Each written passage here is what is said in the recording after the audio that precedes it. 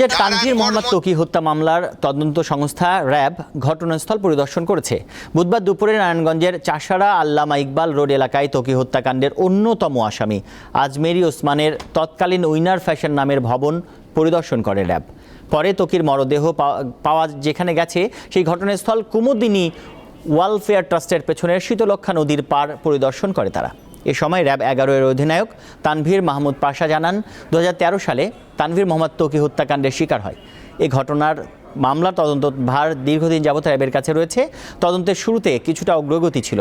RAB হেডকোয়ার্টারের গাইডলাইনে এখন পুনরায় তদন্ত কাজে গতি পেয়েছে।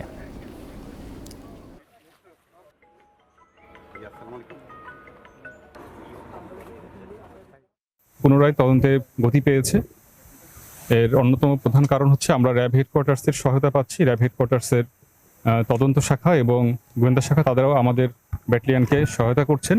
এখানে ত্বকীরকে যে কিডন্যাপ করা হয়, তাকে যেখানে হত্যা করা হয় এবং যেখানে লাশ ফেলা হয়, যেখানে লাশ পাওয়া যায়, প্রতিটা জায়গায় আমরা ভিজিট করছি এই তদন্তের স্বার্থেই। এখানে যিনি তদন্ত অফিসার আছেন তিনি আমাদের সাথে রয়েছেন এবং তারা সহকারীও যারা রয়েছেন তারা আমরা সবাই মিলেই আমরা লোকেশনগুলো দেখছি।